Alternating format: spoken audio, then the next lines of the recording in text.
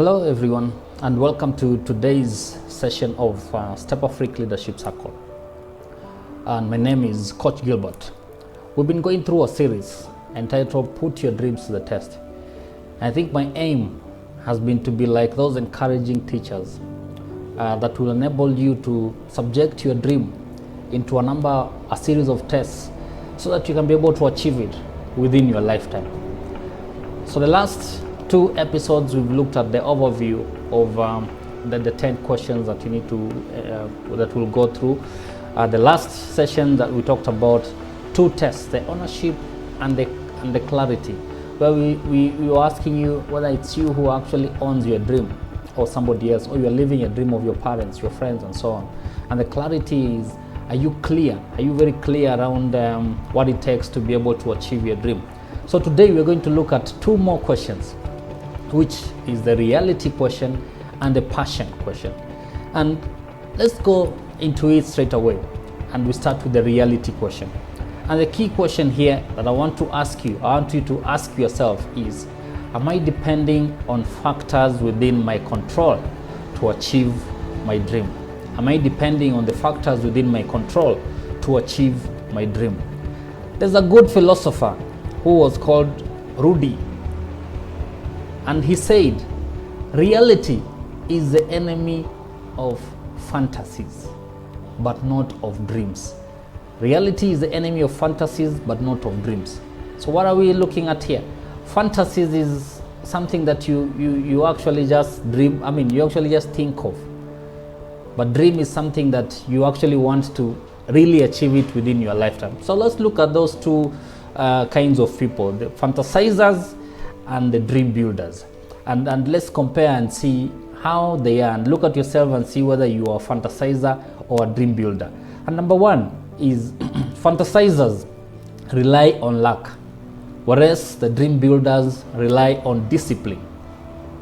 Fantasizers focus on destination, whereas the dream builder focus on the journey.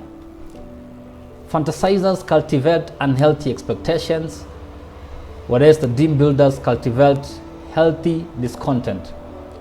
Fantasizers minimize the value of work, whereas the dream builder maximize the work they do. Fantasizers look for excuses, whereas the dream builders lead to action. Fantasizers create inertia, whereas the dream builders generate momentum. Fantasizers breed isolation, whereas dream builders promote teamwork. Fantasizers tells you wait, but dream builders initiate.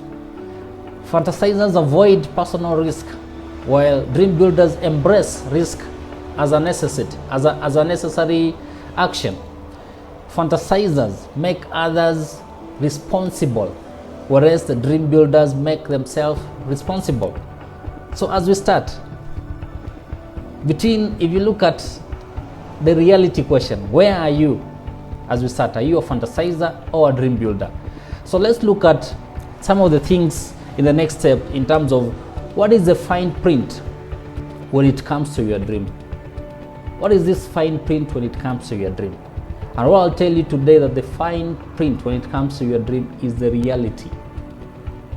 That is the fine print. And how do you find the fine print? How do you find the reality? Is one, you must be clear that you must actually know that the journey will take longer than you hoped. The reality is your dream journey will take longer than you hoped. The second thing is obstacles. The obstacles will be more and numerous than you believed. In terms of towards your journey, towards achieving your dream, you'll have obstacles and they'll be more numerous than you believed. And number three is the disappointments will be greater than you expected. So you have to be alive to the fact that disappointments will be greater than you expected. And number four, the lows will be lower than you imagined. So you will reach a point where you will feel that you feel like discouragement. You are at a low position. It will be lower than you imagined. And then the last one is the price will be higher than you anticipated. And that's the reality. So you need to look at the journey and the time it will take. The obstacles will be there, disappointments, the lows will be there, and the time will take, it will be longer than you expected. But The more unrealistic your dream, the more you'll be tempted to depend upon things you cannot control to make it become a reality. So you have to ensure that your dream is as realistic as possible, so that then you depend on your strengths and not on things that are not within your control. So the next thing that I want to share with you is, for you to achieve your dream, you only need to work. You not only need to work hard, but also you need to make sure that you play within your strength. For you to achieve your dream, there are two elements. You need to work hard, but also play within your strengths. So why is that important? Why is it important that you need to play within your strength? And let's look at some of the key things on why it's important to play within your strength. Number one is, building on your strength activates the law of least effort. Building on your strength activates the law of least effort. And what is this law of least effort? The law of least effort is about finding your true purpose and your true area of excellence. Finding your true purpose and your true area of excellence. The law of least effort works when you follow your own nature. What is natural to you is what is your strength, so that you need to be able to follow through it. And number two is, building on your strength enables consistently good results. Remember, maximum effort and maximum strength is equal to maximum returns. So one of the things that you need to ask yourself is, do I have the right habits to achieve my dream? What are the habits that you inculcate every day? That's what builds into your strength. And what we're saying is, matching your habits with your dream is a key factor to ensure that you make your dream a reality. And let's look at, what is this reality roadmap to your dream? And number one is, as we say, is you have to have a starting point where you have to have a dream. And number two is for you to build on your strength. What is your strength? What are the things that you find easy to do? And then inculcate it as a habit, as a daily habit, to be able to ensure that you maximize on your potential for you to achieve on your dream. As a parting shot that I want to leave you with, especially in the reality question today, is, reality is the foundation of your dream. If you become a fantasizer and not a dream builder, then you will end up fantasizing for the rest of your life instead of building a dream that you'll be able to achieve. So reality is the foundation of your dream. Let's look at the next question, which is the passion question. And here, the critical question that you need to ask yourself is, does my dream compel me to follow it? Does my dream compel me to follow it? And Steve Jobs, on one of his quotes, he said, if you're working on something exciting that you really care about, then you don't have to be pushed. The vision pulls you. So what's the power of passion? What's the power of passion that we're talking about here? Number one is, passion pulls us up. It enables us to overcome adversity. Passion pulls us up and it enables us to overcome adversity. And number two is, passion pulls us out. It gives us initiatives. To succeed, you must stay within your strengths, but continually move outside your comfort zone. So that's why we're saying passion pulls us out. It gives us initiatives. Number three is, passion positions us well. And how does passion positions us well? It gives us the greatest odds to succeed. It gives us the greatest odds to succeed. There are 10 questions that you need to ask here. There are 10 what I call my passion makers, that I can quickly share with you and look at where you are in the 10 questions. So I'll start with number 10 all the way to number 1. So from the highest to the lowest, they need to figure out where are you. If you're below 8, then you know that you need to be able to start thinking at it deeper. You need to start playing on your strengths and for you to be able to drive the passion. And number 10 is, if you are at number 10 where you say my passion is so hot that it sets other people on fire.